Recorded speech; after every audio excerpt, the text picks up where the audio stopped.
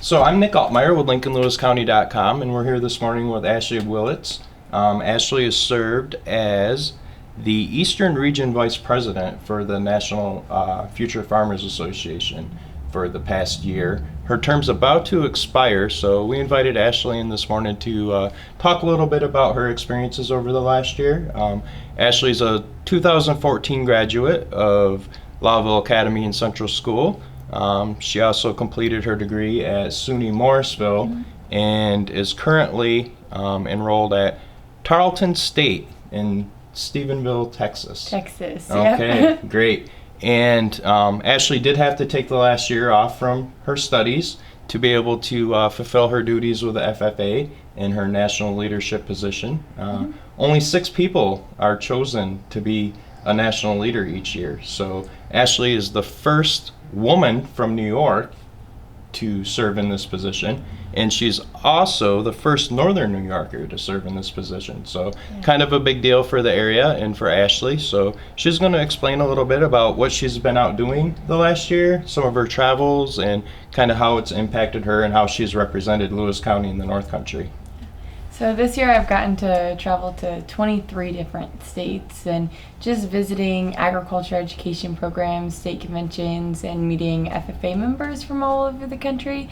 So it's just been really cool to be able to get to meet them and get to hear the stories of FFA members and why they believe in FFA and why the supporters that we have believe in FFA, and those stories from alumni who grew up through FFA and now are in their careers, and how those leadership opportunities and those experiences in agriculture classrooms help them, and they really contribute a lot of their success to wearing the blue jacket.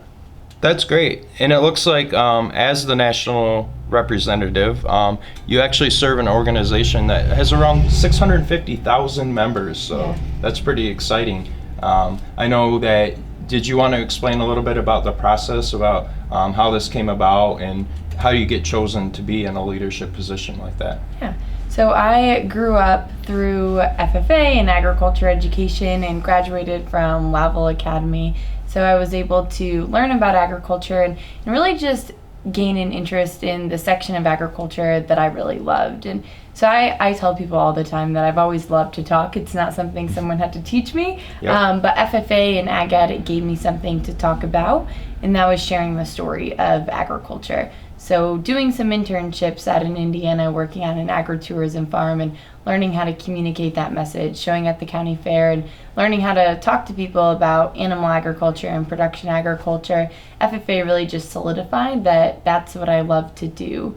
And so I was able to earn my American degree, which is basically the equivalent to an Eagle Scout degree in the Boy Scouts. And so it just accounts for a certain number of years that you've been in FFA and projects that you've done and community service hours, and your grades in school play a part in that as well. And I was able to earn that, and then at the national convention last year with 46 other candidates run for a position.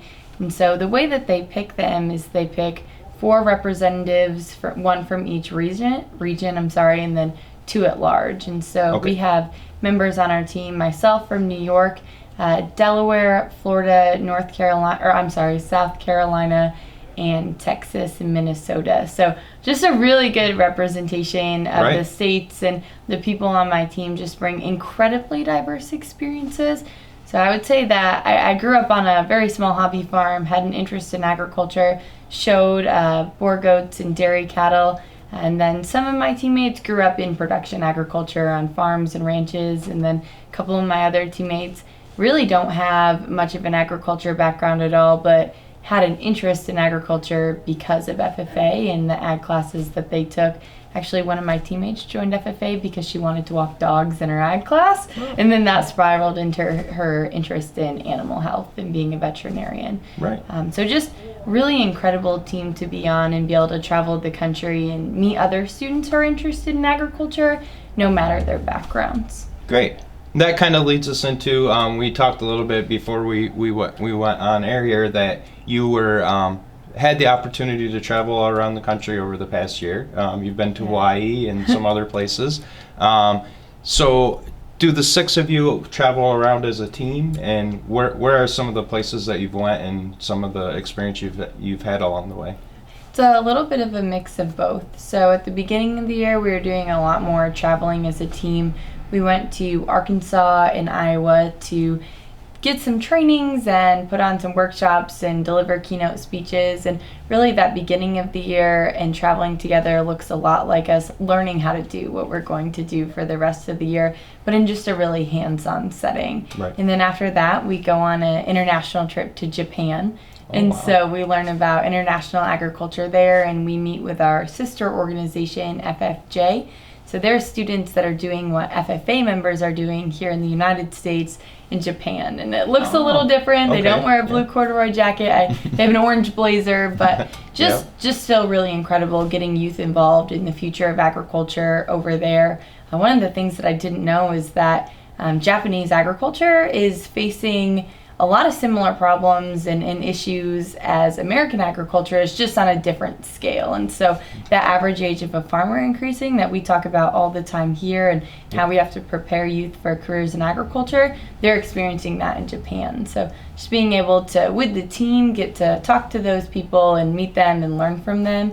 And then after that, we start to travel on our own. So my first trip was New Mexico, and I was able to travel around with New Mexico FFA members and state officers and their state staff and get to see what New Mexico FFA looks like. And then I've been to states like Hawaii, like you said, and Oklahoma and Virginia and Arkansas and Washington State. So just a really good mix of where I've been and what I've gotten to see and learn, and definitely picked up some travel tips along the way too with all that travel. Right.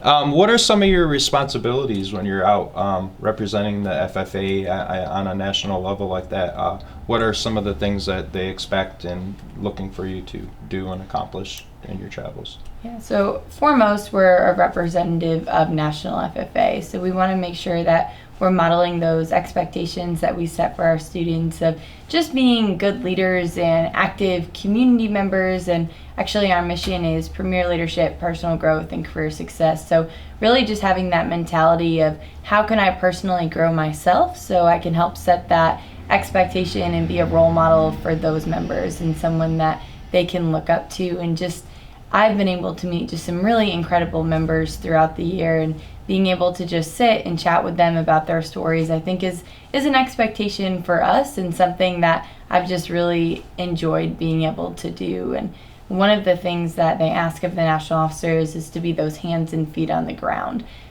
in the different states, to see what's going on, to hear out those issues, to hear those stories of FFA members.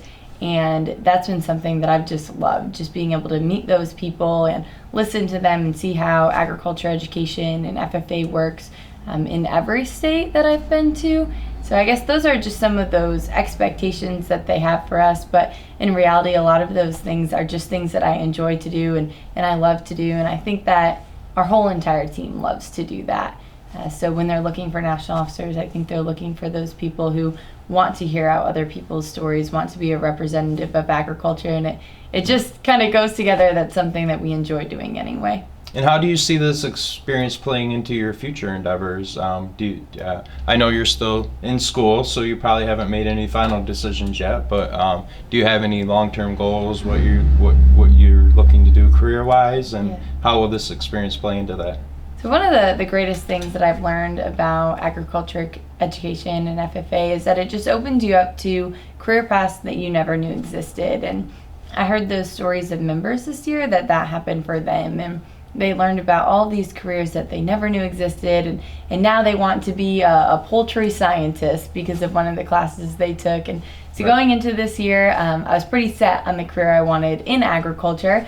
And after this year, that's changed a little bit just because of the people I've met and the experiences I've had. I think at this point, Washington, D.C. might be calling my name. So doing something in the political aspect. And what I really enjoy doing is talking to people and having those conversations about why does this agriculture policy matter? How does this play into the law you're looking at? Even if you don't think this is agriculture, if you enjoy eating, you should probably care about some of these agriculture laws and policies. And that's just something that I love having conversations about and love sharing that story of agriculture in that light. So Right. really looking at finishing up my agriculture education degree at Tarleton, then probably doing a master's and some internships in that setting. Okay. But long term, you can kind of see yourself getting into the policy side of things. Yeah, and the maybe some of the policies- lobbying and the policy writing and Yeah. making people aware of the issues. Absolutely. Ultimately, I just want to be able to be that link between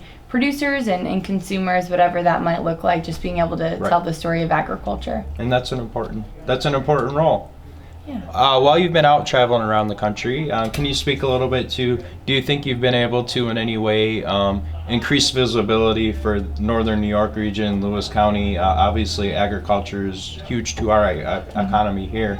So maybe just if you could speak a little bit to some of the exposure you were able to generate for the area by being able to serve in this position. I think on the agriculture side, just being able to have conversations about what does Northern New York agriculture look like. I think one of the questions I had to answer most this year was, you're from New York. What's it like being from the city? And although we do Right. have agriculture education programs in the city and students doing really great things there, Right.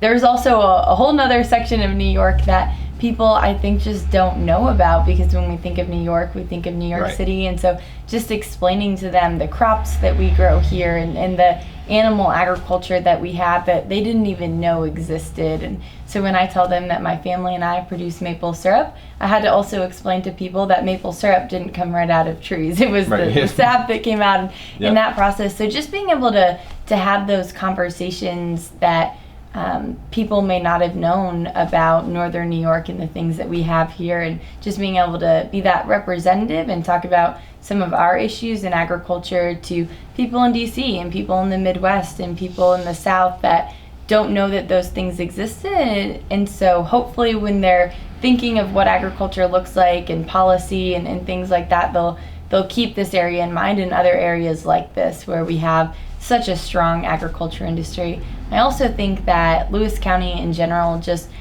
I know that there's people here that support me and people here that are the reason that I'm wearing this jacket and I'm where I am today and I've gotten the opportunities I have. So just incredibly thankful for the people here and the people at Lavelle FFA and the high school that really just supported this journey for me, and not only me but all the other students in FFA and agriculture education and in Lewis County that have these opportunities and have the opportunity to grow and be more than they thought they could. Great. So the national leaders are elected for a year at a time. You'll be back in Indianapolis on the 25th through 27th of October for Yeah. your yearly convention. Yes. So at that time, you'll be replaced. What does your role consist of after this portion? Yeah, so I'll be able to kind of explore some other areas of agriculture that I've been interested in. So after I hang up the jacket, I'm looking at doing some internships around here, learning more about agriculture in this area, and then going back to Tarleton in Texas, finishing up that ag ed degree. But really, a lot of what I want to do is, again, volunteer, work with youth, and making sure that all the skills that I learned this year and the values that I have because of this year Right. and because of the things that FFA instilled in me just continue on. So there's opportunities for me to facilitate FFA conferences, which I'll love to do, or work with youth in other aspects, which is Okay. just really important. That's kind of where I was going with that, was your role with the FFA. Oh, So sure, yeah. Are you still in the FFA, or is it kind of, once you're beyond that point, you kind of graduate out and then you take more of a role in working with the youth and the newer members? Or So technically my membership will end 4 years out of high school, and Okay. so as that gavel Yep. taps at convention, Yep. I'll no longer be an FFA member, but the really cool opportunity from there is I become an alumni member. So when we take off this jacket, we put on a blazer that says alumni. Yep. And so just a really cool opportunity to be able to give back to those students. Like I said, facilitating at different conferences, volunteering at the local level. The school I'm at in Texas, we host a lot of career development events, which are competitions that allow students to be prepared for different careers in agriculture that they're interested in. And so being a judge for that or mentoring students to Great. compete in those.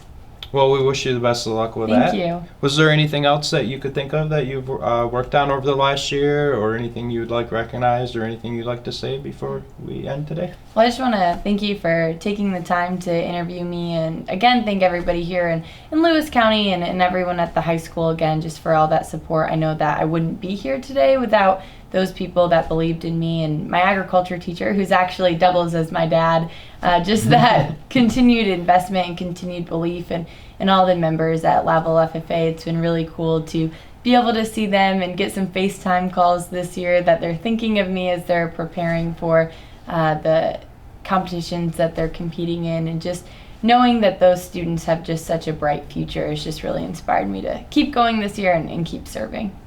Well, great, and we really thank you for coming in this morning to chat with us. And obviously, it's an inspiration to a lot of people of what you were able to do. Coming from Lowville and being able to represent the FFA on a national level like that. And wish you the best of luck in your future endeavors. And again, thank you very much for coming in this morning. Thanks so much. Thanks.